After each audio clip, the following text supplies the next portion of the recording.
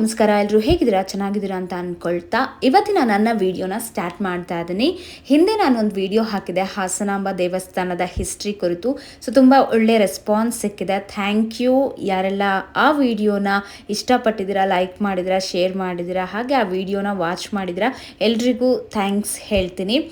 ಮತ್ತೆ ನಾನು ಯಾಕಪ್ಪ ವಿಡಿಯೋ ಮಾಡ್ತಾ ಇದ್ದೀನಿ ಅಂತ ನಿಮ್ಗೆ ಅನಿಸ್ತಾ ಇರಬಹುದು. ಸೊ ಹಾಸನಾಂಬೆ ದೇವಸ್ಥಾನ ಓಪನ್ ಆಗಿತ್ತು, ಬಟ್ ಅದು ಕ್ಲೋಸ್ ಕೂಡ ಆಗಿ ಹೋಗಿದೆ ಈಗಾಗಲೇ.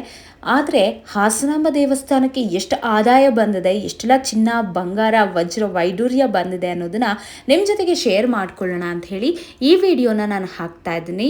ಮಿಸ್ ಮಾಡದೆ ಕೊನೆ ತನಕ ವಿಡಿಯೋ ನೋಡಿ. ಕೇವಲ 8-9 ದಿನಕ್ಕೆ ಕೋಟಿ ಕೋಟಿ ಆದಾಯ ಬಂದಿದೆ ಹಾಸನಾಂಬೆಗೆ ಅಂದರೆ ನೀವು ನಂಬ್ತೀರಾ? ನಂಬಲೇಬೇಕು. ಹೌದು, ಪ್ರತಿ ವರ್ಷದಂತೆ ವಿಶ್ವರೂಪ ದರ್ಶನದ ಬಳಿಕ ನೆರೆದಿದ್ದ ಭಕ್ತರಿಗೆ ದೇವಿ ದರ್ಶನಕ್ಕೆ ಅವಕಾಶ ಕೊಟ್ಟಿದ್ರು. ಅದಾದ ನಂತರ ಬೆಳಿಗ್ಗೆ ಸಾರ್ವಜನಿಕ ದರ್ಶನ ಮುಗಿಸಿದ ನಂತರ ಬೇಗ ಬಾಗಿಲನ್ನ ಬಂದ್ ಮಾಡಿದ್ರು. ಇದಕ್ಕೆ ಭಕ್ತರು ತೀವ್ರ ಆಕ್ರೋಶವನ್ನು ವ್ಯಕ್ತಪಡಿಸಿದ್ರು. ಈ ಬಾರಿ ಊಹೆಗೂ ಮೀರಿ ಭಕ್ತರು ಹಾಸನಾಂಬೆ ದರ್ಶನವನ್ನು ಪಡೆದಿದ್ರು.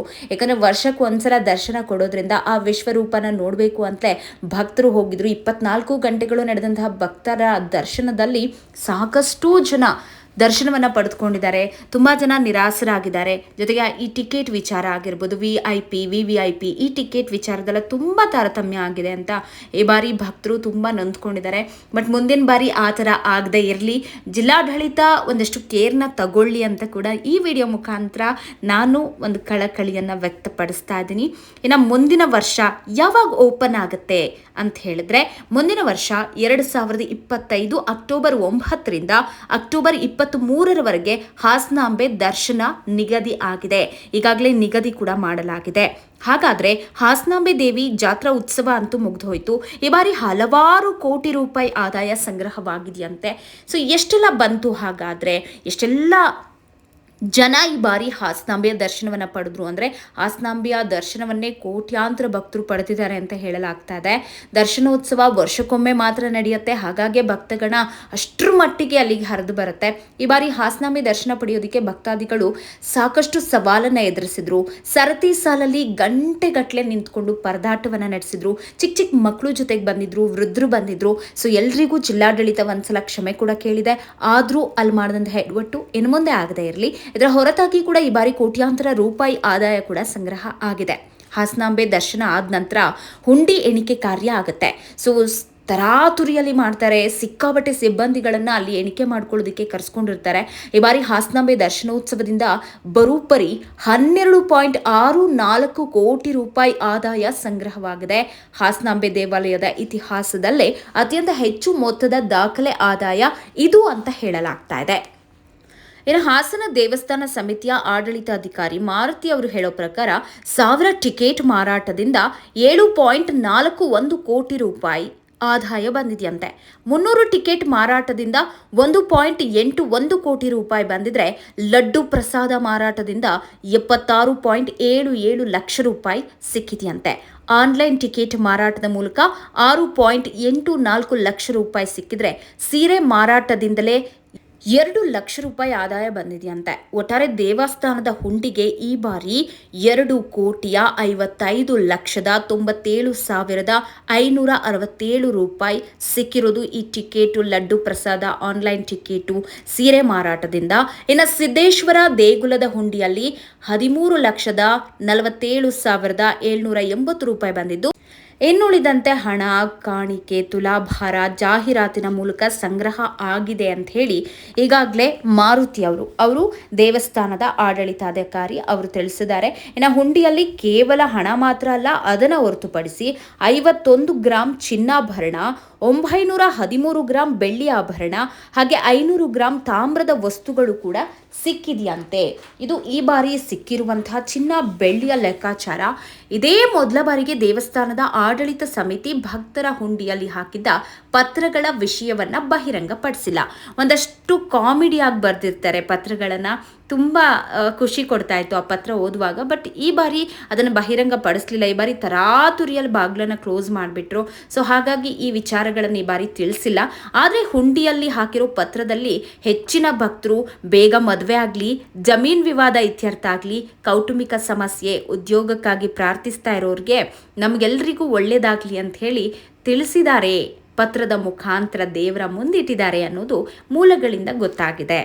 ಇನ್ನು ಹುಂಡಿಯಲ್ಲಿ 1000ಕ್ಕೂ ಹೆಚ್ಚು ವಿವಿಧ ಕೈಬರಹ ಪತ್ರಗಳಿತ್ತಂತೆ, ವಿದೇಶಿ ಕರೆನ್ಸಿಗಳಿತ್ತಂತೆ, ಹಾರ, ಕೈ ಗಡಿಯಾರ, ನಿಷೇಧಿತವಾದಂತಹ 1000-2000 ರೂಪಾಯಿ ನೋಟು, ಹಾಗೆ ಚನ್ನಪಟ್ಟಣ ಉಪಚುನಾವಣೆಗೆ ಸಂಬಂಧಪಟ್ಟ ಪತ್ರ ಕೂಡ ಈ ಒಂದು ಹುಂಡಿಲಿ ಪತ್ತೆಯಾಗಿತ್ತಂತೆ. ಇದೆಲ್ಲ ಎಂತ ನಗು ಬರ್ಸೋ ವಿಚಾರ ನೋಡಿ, ದೇವರ ಮುಂದೆ ಏನೆಲ್ಲ ಬೇಡಿಕೆಗಳನ್ನು ಇಡ್ತಾರೆ ಅಂತ.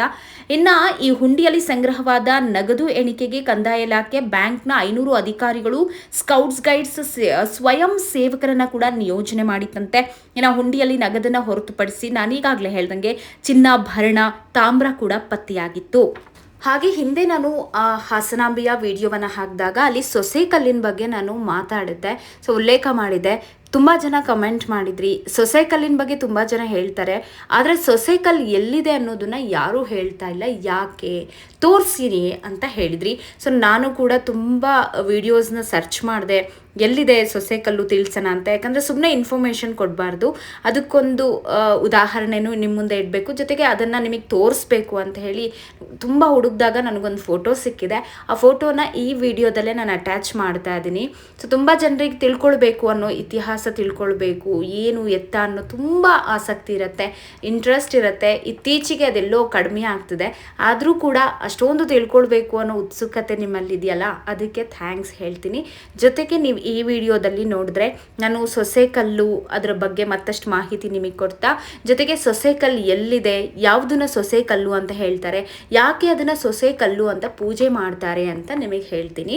ಇನ್ನು ದೇವಿ ಪರೋಪಕಾರಿ ಅಂತ ನಿಮ್ಮೆಲ್ಲರಿಗೂ ಗೊತ್ತಿದೆ. ತನ್ನ ಭಕ್ತರಿಗೆ ಯಾರಾದರೂ ಹಿಂಸೆ ಕೊಟ್ಟರೆ, ಹಾನಿ ಮಾಡಿದರೆ ಅವಳು ಕಠಿಣ ಕ್ರಮವನ್ನು ಕೈಗೊಳ್ತಾಳೆ, ಅವರಿಗೆ ಶಾಪ ನೀಡ್ತಾಳೆ ಅಂತ. ಇನ್ನು ದೇವಿಯನ್ನು ನಂಬೋ ಒಬ್ಬ ಭಕ್ತೆ ಯಾವಾಗಲೂ ದೇವಸ್ಥಾನಕ್ಕೆ ಬರ್ತಾ ಇರ್ತಾಳಂತೆ. ಆಕೆಗೆ ಅತ್ತೆ ಕಾಟ ತುಂಬ ಇರತ್ತಂತೆ, ಯಾವಾಗಲೂ ಹೊಡೆಯೋದು, ಚೀರೋದು ಇದೇ ಥರ ಮಾಡ್ತಾ ಇರ್ತಾಳಂತೆ. ಒಂದ್ಸಲ ದೇವಸ್ಥಾನದ ಮುಂದೆ ಬಂದು ದೇವಿ ಮುಂದೆ ಪ್ರಾರ್ಥಿಸ್ತಿರ್ಬೇಕಾದ್ರೆ ಅತ್ತೆನೂ ಕೂಡ ಅವಳ ಜೊತೆಗೆ ಬಂದ್ಬಿಟ್ಟು, ನಿಂಗೇನು ಮುಖ್ಯ, ದೇವಸ್ಥಾನಕ್ಕೆ ಬರೋದು ಮುಖ್ಯನಾ, ಮನೇಲಿರೋ ಕರ್ತವ್ಯ ಮುಖ್ಯನಾ ಅಂತ ಹೇಳಿ ಬೈತಾ ಅಲ್ಲಿದ್ದ ಒಂದು ಬಟ್ಟಲನ್ನು ತಗೊಂಡು ಅವಳ ತಲೆಗೆ ಜೋರಾಗಿ ಹೊಡಿತಾಳಂತೆ. ಸೊಸೆ ಅಂಬಾನನನ್ನು ರಕ್ಷಿಸು ಅಂತ ಪ್ರಾರ್ಥಿಸ್ತಾಳಂತೆ. ಆಗ ದೇವಿ ಅವಳನ್ನು ಕಲ್ಲಿನಂತೆ ಮಾಡಿ ದೇವಾಲಯದ ಆವರಣದಲ್ಲಿ ನನ್ನ ರಕ್ಷಣೆಗೆ ಅವಳನ್ನ ನಿಲ್ಲಿಸ್ಕೊಳ್ತಾಳೆ ಅನ್ನೋ ಪ್ರತೀತಿ ಇದೆ. ಆ ಕಲ್ಲನ್ನೇ ಸೊಸೆ ಕಲ್ಲು ಅಂತ ಕರೀತಾರೆ. ಇದು ಕಲಿಯುಗದ ಅವಧಿಯಲ್ಲಿ ಹಾಸನಾಂಬೆಯನ್ನ ತಲುಪಿದಾಗ ಪ್ರತಿ ಕಲ್ಲು ಕೂಡ ದೇವಿಯ ಕಡೆ ಭತ್ತದ ಧಾನ್ಯದ ಗಾತ್ರದಿಂದ ಚಲನೆ ಆಗುತ್ತೆ ಅಂತ ನಂಬಲಾಗತ್ತಂತೆ. ನೀವು ನೋಡ್ತಾ ಇದ್ದೀರಲ್ಲ, ಇದೇ ಕಲ್ಲು ಸೊಸೆ ಕಲ್ಲು. ನಿಮಗೊಂದು ಕ್ಲಾರಿಟಿ ಸಿಕ್ಕಿದೆ ಅಂತ ಅನ್ಕೊಳ್ತೀನಿ, ಯಾಕಂದರೆ ತುಂಬ ಜನ ಸೊಸೆ ಕಲ್ಲನ್ನು ತೋರಿಸಿ ಅಂತ ಹೇಳಿದ್ರಿ. ಇಲ್ಲಿ ನಾನು ಫೋಟೋ ಹಾಕಿದ್ದೀನಿ, ಯಾರೆಲ್ಲ ಸೊಸೆ ಕಲ್ಲನ್ನು ನೋಡಿಲ್ಲ ನೋಡ್ಬೋದು. ಈ ದೇವಿ ಏನಿದೆ, ಹಾಸನಾಂಬೆ ದೇವಿ, ಆಕೆಯ ಮುಂಭಾಗದಲ್ಲಿರುವುದೇ ಸೊಸೆ ಕಲ್ಲು. ಈ ಮಾಹಿತಿ ನಿಮಗೆ ಇಷ್ಟ ಆಗಿದೆ ಅಂತ ಅಂದ್ಕೊಳ್ತೀನಿ. ಹಿಂದೆ ಹಾಸನಾಂಬೆ ಇತಿಹಾಸದ ಬಗ್ಗೆ ಹೇಳಿದೆ, ಇಲ್ಲಿ ಸೊಸೆ ಕಲ್ಲು, ಜೊತೆಗೆ ಈ ಬಾರಿ ಹಾಸನಾಂಬೆಗೆ ಎಷ್ಟು ಆದಾಯ ಬಂತು, ಚಿನ್ನಾಭರಣ ಬಂತು ಅನ್ನೋದನ್ನ ಹೇಳಿದ್ದೀನಿ. ಇಷ್ಟ ಆದರೆ ಲೈಕ್ ಮಾಡಿ, ಶೇರ್ ಮಾಡಿ, ಸಬ್ಸ್ಕ್ರೈಬ್ ಮಾಡಿ. ವಿಡಿಯೋ ವಾಚ್ ಮಾಡಿದ್ದಕ್ಕೆ ಥ್ಯಾಂಕ್ ಯು.